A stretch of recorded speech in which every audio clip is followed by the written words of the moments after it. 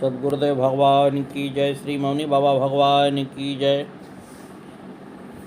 साहब, अंग्रेज के शासनकाल में एक बार एक सिपाही ने, जो कि खुद भारतीय था, दो क्रांतिकारियों को इस जुर्म में पकड़ लिया कि वे अंग्रेज़ों के खिलाफ बगावत कर रहे थे। दोनों क्रांतिकारियों में एक धोती कुर्ता पहने था और दूसरा कुर्ता पैजामा।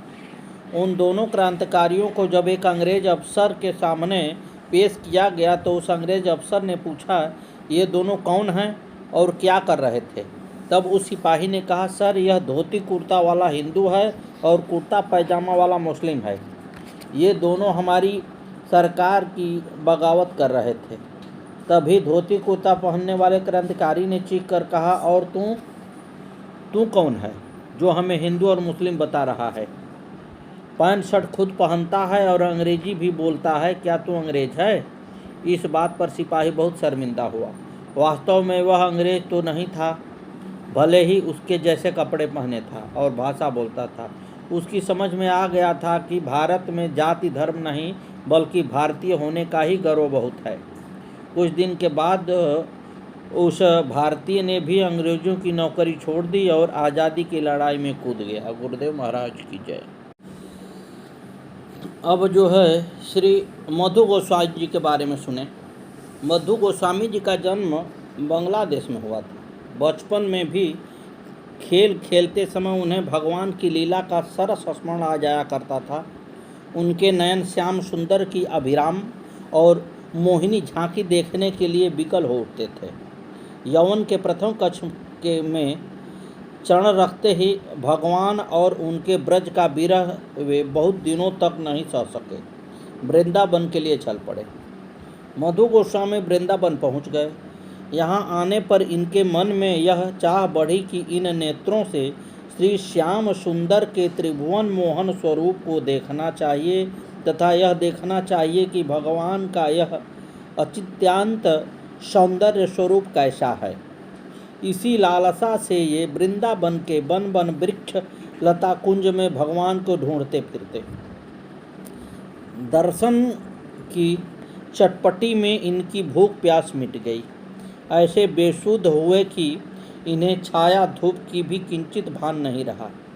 इन्होंने श्याम वर्ण वाली कालिंदी के जल में खड़े होकर नियम लिया कि जब तक बंसी बट तट पर नित्य रास करने वाले प्राण देवता मदन मोहन दर्शन नहीं देंगे तब तक अन्न जल कुछ भी नहीं ग्रहण करूँगा। वृंदावन के कुंज झूम उठे, उनमें मस्ती छा गई। नागरिकों, संतों और भक्तों ने मस्तक पर उनकी चरण धूल चढ़ाई। बिहारी जी का सिंहासन हिल उठा। बंसी बट की पवित्र रेती में राधा रमण ने मधु गोस्वामी को दर्शन दिए। सामने श्याम सुंदर खड़े हैं।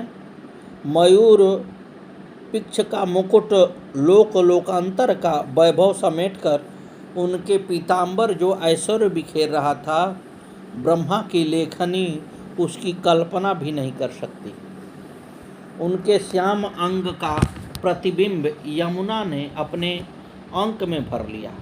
समीर मंद मंद गति से प्रवाहित होकर सलोनी और कोमल लताओं की नमनशीलता से उनके चरण स्पर्श करने लगा। प्रभु बंसी बजा रहे हैं। मधु गोस्वामी निहाल हो गए। भक्त ने अनेकों उनके सुर मुनि दुर्लभ पद पंकज पर निछावर कर दिया। ब्रज मधु गोस्वामी की जय ध्वनि से धन्य हो उठे। एक बार वे बंसी बट के निकट श्री यमुना तट पर बैठे हुए थे। उस समय श्री यमुना जी ने बाढ़ आई हुई थी। वे ऊपर चढ़ ही रहे थे। उनकी तीव्र वेग बड़े वेग से करारों को काट काट कर गिरा रहा था। उस समय इन्हें बंसी बट के समीप अनूप रूप सिंधु श्री ठाकुर जी के दर्शन हुए। इन्होंने दौड़कर श्री ठाकुर जी को गोद में भर लिया। आज भी वे सिरमौर श्री ठाकुर जी श्री गोपीनाथ जी के रूप में जयपुर में विराजमान हैं। बड़भागी जन आज भी उनका दर्शन कर कृत्य होते रहते हैं। अब आप सुने श्री कृष्णदास ब्रह्मचारी के बारे में।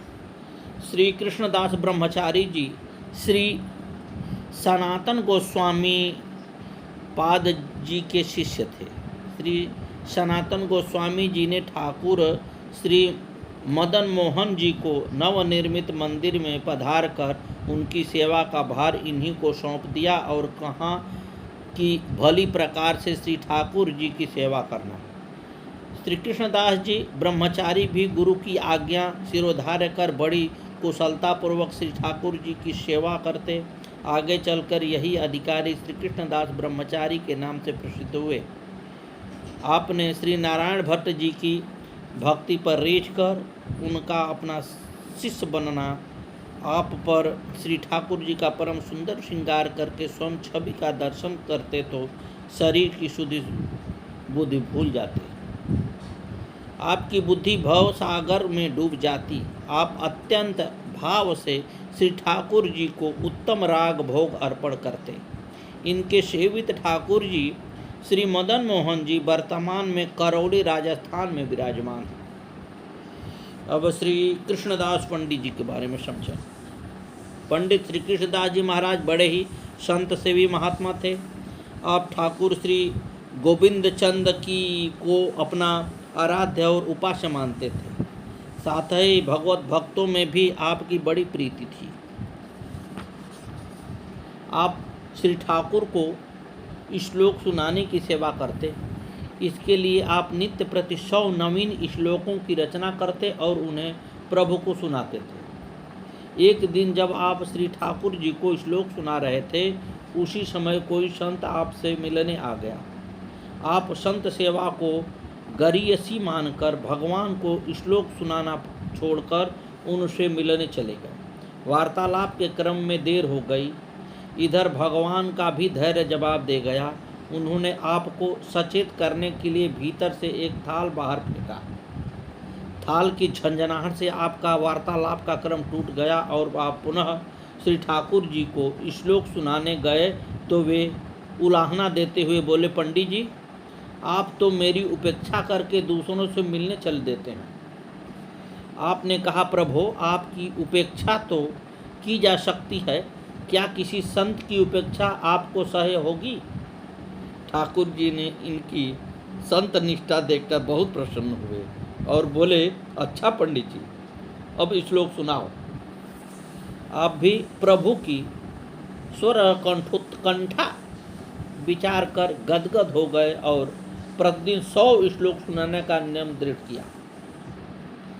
श्री भूगर्भ गोसाई जी श्री चैतन्य महाप्रभु जी के कृपा पात्र शिष्य श्री गदाधर पंडित जी के शिष्य थे। आप श्री लोकनाथ गोस्वामी जी के साथ वृंदावन आए थे और फिर वृंदावन में ही रह गए। वृंदावन से बाहर कहीं नहीं गए।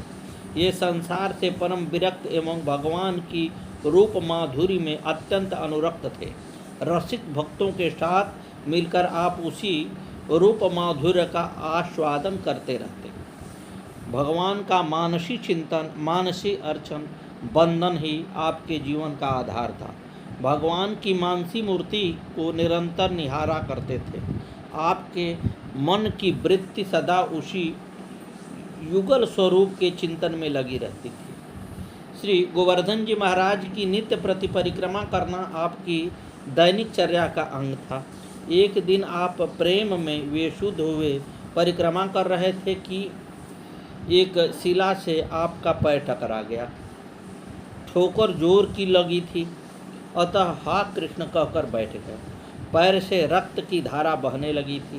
पीड़ा अधिक होने से चलना दूभर हो गया था। आपको अपने शारीरिक कष्ट से अधिक इस बात की मानसिक पीड़ा थी कि श्री गोवर्धन महाराज की परिक्रमा तो हो नहीं सकी, अब कुटी तक नहीं पहुंच सकूंगा तो यहाँ प्रतिष्ठित श्री ठाकुर जी की भी सेवा पूजा नहीं हो सकेगी।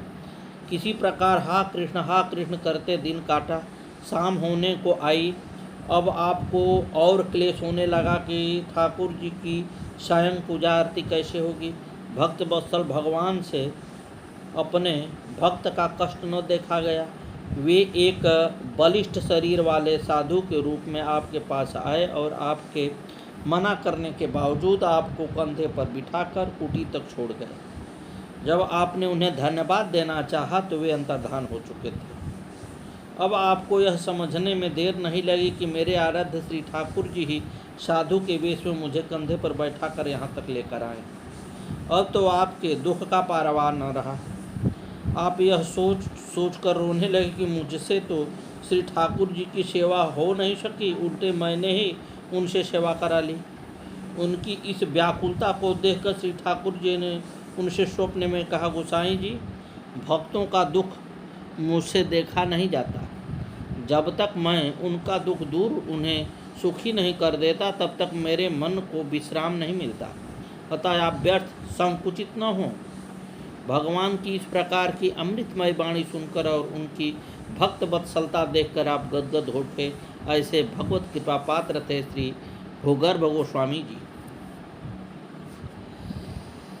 श्री ऋषिकेश देवाचार्य जी महाराज श्री निम्बकाचार्य संप्रदाय अनुयायी वैष्णव संत थे। आप श्री हरिव्यास देवाचार्य जी महाराज के 10 प्रधान शिष्यों में से एक थे। श्री वृंदावन धाम आपकी साधना स्थली सी। आप श्री प्रिया प्रीतम की मानसी सेवा करते थे और सदा उनके ही ध्यान में मग्न रहते थे। अपनी मानसी सेवा में प्रिया प्रीतम के स्वरूप का वर्णन करते हुए श्री ऋषिकेश देवाचार्य जी कहते हैं, मन मंदिर में राधा मोहन नित्य किशोर किशोरी दो करत बिहार निरंतर निशिदिनी दिव्य धाम ब्रज मंडल सगरो झगरो नहीं पैठत तहने कून तामधिराजद परम मनोहर सुछिमत सुछिम वृंदावन नवकुंजन नवलता भवन में अष्टकमल दल मृदुल सिंहासन प्रमुदित राजत जुगल चंद तह सेवत ललितादिक ललनागन सेवा सौज संवारी लिए कर अर्पित करि निज निज तन मन धन ऋषिकेश निरखत दति रख खरखत न्योछावर बलि जाऊं छिनहि छिन। श्री रंग जी महाराज सिद्ध वैष्णव संत थे। आपकी संत सेवा में बड़ी निष्ठा थी। आपके यहाँ प्रातः संतों का सत्संग चलता ही रहता। एक बार आपने संतों का एक विशाल भंडारा किया। संतों की पक्ति प्रसाद पाने बैठ गई और प्रसाद परोसा जाने लगा। इतने में जितने संत प्रसाद पाने बैठे थे उनके दूने और आ गए। परोसने वाले रसोइयाँ आदि घबरा गए कि इतने लोगों को खिलाने भर का सामान तो है नहीं, फिर व्यवस्था कहाँ से होगी। एक संत महोदय ने रंग जी महाराज को सलाह दी कि जितने संत निमंत्रित हैं उन्हें तो पूरा पवाया जाए और जो अभी अभी बिना निमंत्रण के ही आ गए हैं उन्हें थोड़ा थोड़ा प्रसाद सबको वितरित कर दिया जाए। श्री रंग जी महाराज ने कहा, आप लोग धैर्य रखिए, भगवत कृपा से किंचित मात्र भी कमी नहीं होगी। आप लोग सबको बैठा कर पवाइए। रसोइये ने आपकी आज्ञा के अनुसार सबको बैठाकर सदा प्रसाद वितरण किया। आश्चर्य, उतना ही प्रसाद आए हुए समस्त संत जनों की पूर्णता के लिए पर्याप्त था। होता भी क्या, क्यों न जिन प्रभु ने द्रौपदी की बटलोई के एक साग के पत्ते से समस्त ब्रह्मांड को तृप्त कर दिया था, उसके भक्त की प्रतिष्ठा भला कैसे जा सकती है। सद्गुरुदेव भगवान की जय। श्री मौनी बाबा भगवान आए नमो नमः। सतगुरुवे नमः, सतगुरुवे नमः। श्री युगल किशोर श्याम के अनन्य भक्त परम वैष्णव संत श्री घमंडी जी महाराज जन्म स्थान के जयपुर राज्य अंतर्गत टोडा भीम के सन्निकट दुबरदू नामक ग्राम में हुआ था। छोटी अवस्था में ही आपने निम्बाक संप्रदाय के आचार्य श्री हरिव्यास देव जी से शिक्षा दीक्षा प्राप्त कर ली और भगवत जन में लग गए। श्री गुरुदेव जी ने आपका नाम श्री उद्धव देव जी रखा आप अपने परमाध्याय श्री युगल किशोर जी पर गर्व करते थे और पाखंडियों तथा भगवत विमुखों को कुछ भी नहीं गिनते थे। अतः वे लोग आपको घमंडी कहते थे और संत समाज में आपको श्री उद्धव घमंडदेवाचार्य जी के नाम से प्रतिष्ठित हो गए। आपके जीवन का अधिकांश समय ब्रज में ही बीता। वहीं करहला ग्राम में रहते हुए आप श्री राधा माधव जी की भक्तिपूर्वक सेवा किया करते थे। कहते हैं कि आपकी भक्ति से प्रसन्न होकर श्री प्रिया प्रियतम युगल किशोर ने आपको दर्शन दिया। साथ ही श्री ठाकुर जी ने अपना मुकुट और श्री राधा जी ने अपनी चंद्रिका भी इन्हें दी। श्री राधा जी ने आपसे कहा कि ब्रजवासी ब्राह्मण बालकों को मेरा और मेरी सखियों का प्रतिरूप बनाकर रासलीला का अनुकरण कराओ। तब से लोग आज तक उस ग्राम में और ब्रज के अन्य क्षेत्र में भी रासलीला का अनुकरण की परंपरा चली आ रही। करहला ग्राम में श्री ठाकुर जी के मुकुट और श्री राधा जी के चंद्रिका के आज भी दर्शन होते हैं, जो श्री घमंडी जी महाराज पर उनके आराध्य देव की कृपा से साक्षात प्रतीत होता है। गुरुदेव महाराज की जय। आगे की कथा कल।